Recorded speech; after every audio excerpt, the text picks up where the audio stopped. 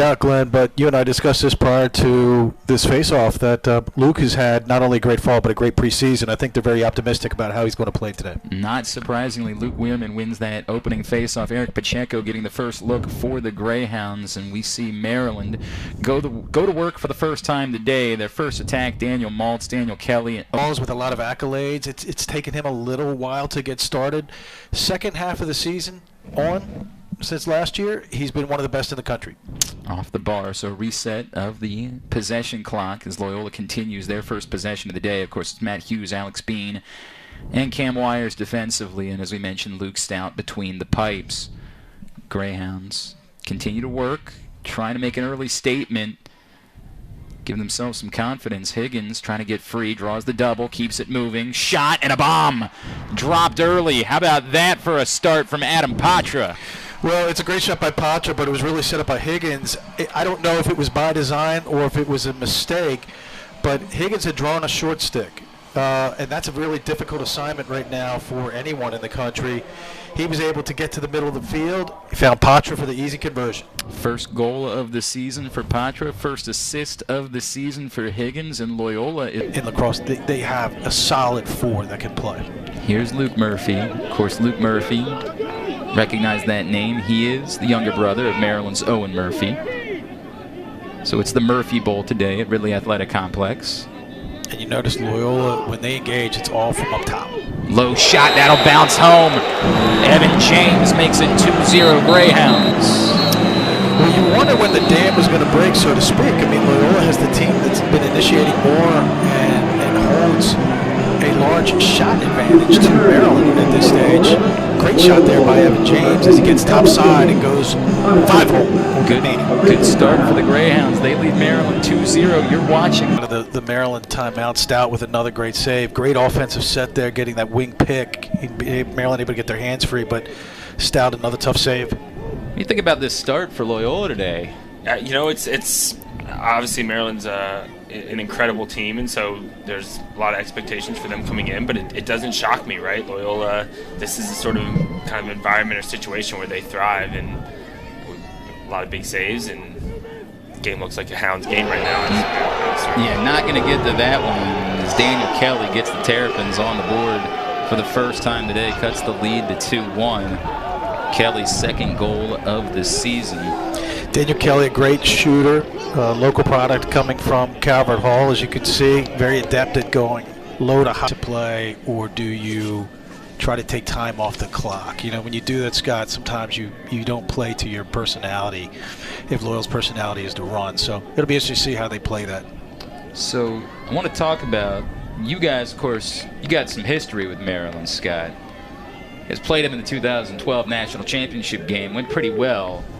Since that time, Maryland has very much asserted themselves as perhaps the dominant program in this country. What have they done to, not completely, I mean, obviously Virginia's right there in that conversation, a couple other programs, but what have they done to raise their level over the course of the last decade? I think Coach Tillman deserves a ton of credit. He's recruited well and coached well, and I think it is fair to say they're the class of college lacrosse. They've kind of proven that over the last few years, and you know, the Bernhardts and their assistant coaches, they're talented, prepared, they play hard, so it's exciting to get an opportunity like this for Loyola as we spend another week. That just gets over for Seth Higgins. Boy, that just saved me, man. That just saved me right there. These are the bounces we need. I'll tell you what, we can talk about Maryland, but something's in the air today. The Hounds are feeling good in the first half, and it's a tough place to come play and win at Ridley on a sunny Saturday. So when someone scores a goal like that, then you start to feel something like, hey, if that bounce is going our way, maybe it's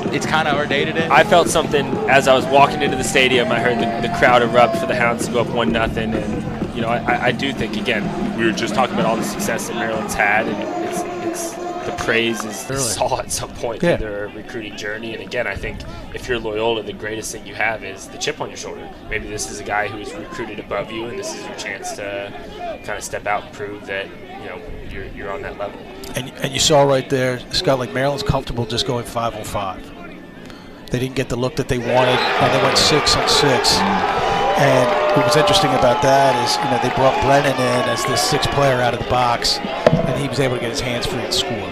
just keeps that run going for his first goal of the day and of the season. He scored against Loyola a year ago, so back-to-back games against Loyola where he finds the back of the net and cut the lead to 3-2. Yeah, somewhat surprising because, you know, Sally has played so well as an on-ball defender, and I'm not so sure that that's actually the matchup they wanted, but that's what he has had a lot of success. Unfortunately, if you're a Loyola fan, he has not been able to convert, but they have exploited that over and over again. Got a good look there, not able to get it to go. Kelly gets inside, gets around Daniel Kelly ties us up 3 apiece. Well, we spoke about it earlier. If you take a bad approach against a Maryland player, you're going to pay the price. Daniel Kelly's not really known as a dodger. He's known as a really adept finisher, but right there he showed the ability to get inside as Bean did not take a great angle, and they were able to beat Scott Ratliff, can you stick around for just one more minute, then we'll let you go hang out with your friends? Even when Loyola initiates from up top, they're having a difficult time getting their hands free. Maryland looks comfortable just letting the on-ball defender play, straight up and not having to slide. Evan James does get his hands free, however. But that's critical right there because he challenged Burlace, and he wins the challenge, so now you have to respect that matchup. Great shot going low to high using Burlace as the screen, as you'll see right here. They opt not to slide off of that pick. He challenges Burlace, able to get his hands free. Low to high. Difficult save there for McNaney. That's just bully ball from Evan James. Today, able to get to the middle of the field. Sally was lucky to get his stick on it. And that's a communication error there, and that may have been Diego Roman who arrived late. But when you play teams like Maryland, you have to always be alert, particularly in these dead ball situations. Loyola was not.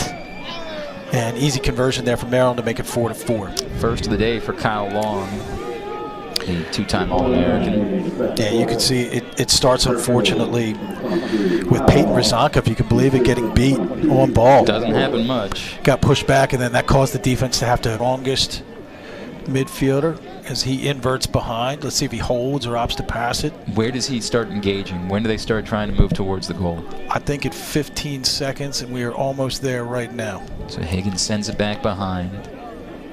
Now digging in, not finding any space. Haberman, he'll pull the trigger anyway! Oh, how about that for a first career goal? Well, I think, quite frankly, to your point, when you said he pulls the trigger anyway, I think they were in shock. I think the defender relaxed and then McNaney relaxed. They didn't expect that release from the freshman, and he looked anything but here as he gets top side, surveys the field, doesn't see much, and then given too much space, he shows the ability to go low to high, and that's fire here, Glenn, if they continue to give multiple possessions in a row in succession to Maryland. From behind, Urksa. And Urksa last week, 2 goals and an assist in the win over Richmond. Kind of a revelation. Loyola here now shifting out. It looks like they may be shifting to his zone. Syracuse. Off the dead ball. That may be because they've been playing so much defense.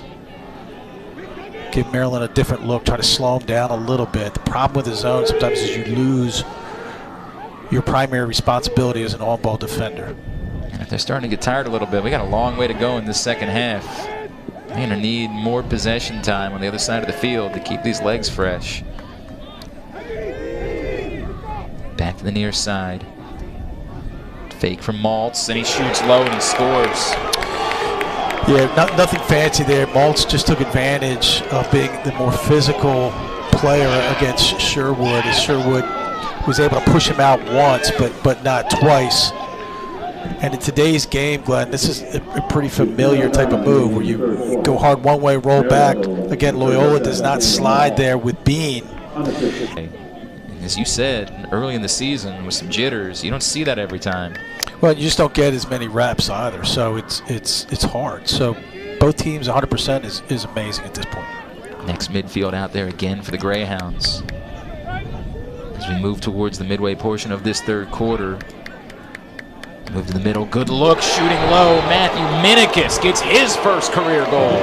Yeah, great shot there by Minikis as he goes offside low, but it really starts with Lindsay. So Lindsay challenges his matchup, and you can see he has great feet and great speed. I thought he was going to question mark and go back for a shot, but bumps it up top to Minikis.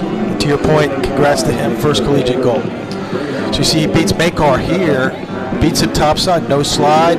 There's an indecision there. That indecision provides enough space for Minikis to convert. Just comfortable winning the face-off, but getting out, moving. He's an offensive weapon. Loyola knew what they were in for. Defender hung up. Now McNaney comes out to help. Lindsay push the middle, good ball movement, and a finish. Exactly how you draw it up. Yeah, some people may say, well, was that because McNaney came out? I don't think so at all. I think that was just Loyola kind of operating on what they call a slow break, Glenn, and it was very organized. And Trader just took his eye off the ball, off his man, and was beat backside. Second of the day for Adam Patra. Loyola, they were challenged earlier in the third quarter. They've scored the last two. They're in front 7-5. In the middle, it's Maltz.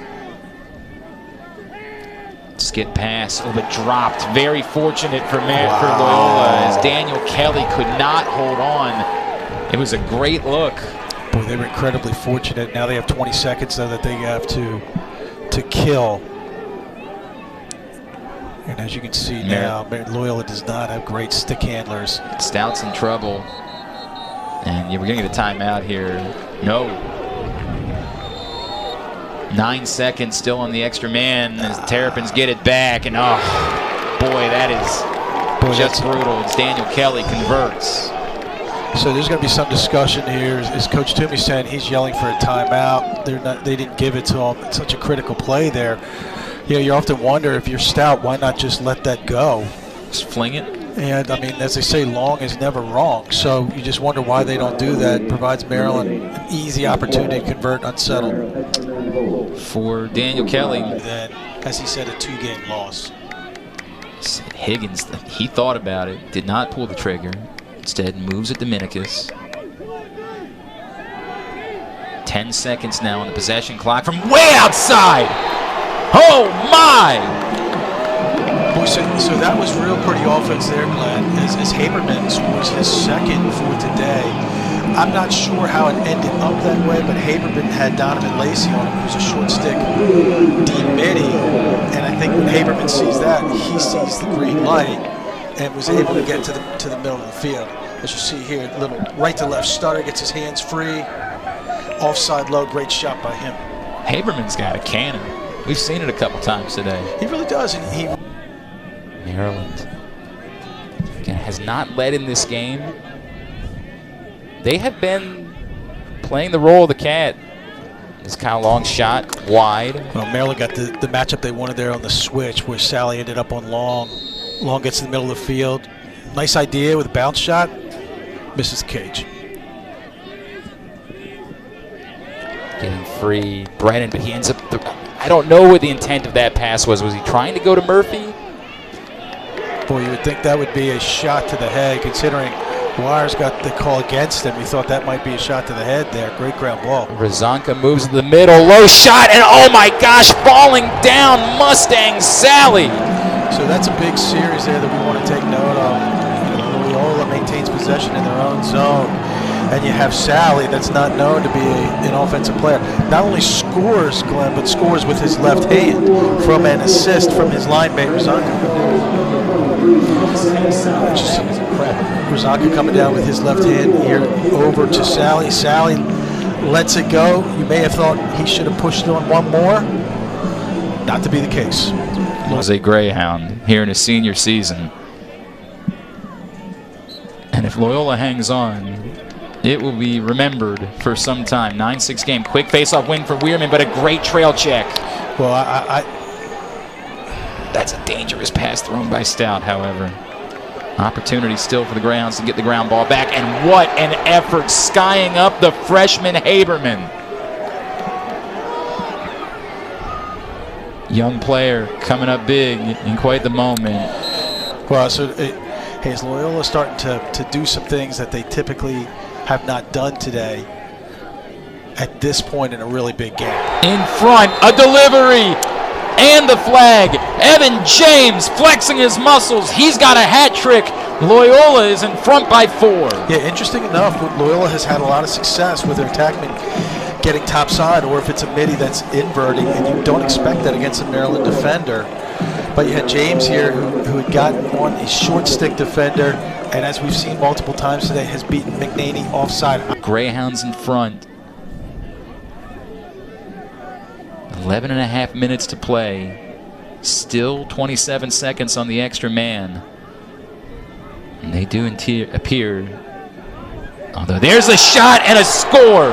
Davis Lindsay. There's something about, Glenn, when the ball goes from, let's say, right to left, McNaney looks like he's having trouble getting there, right? Because, again, it's offside high, and there's something about that movement where he's not seeing it. This is nothing fancy. It's Higgins to Lindsay, and Lindsay just beats him low to high, and it looks like McNaney guessed.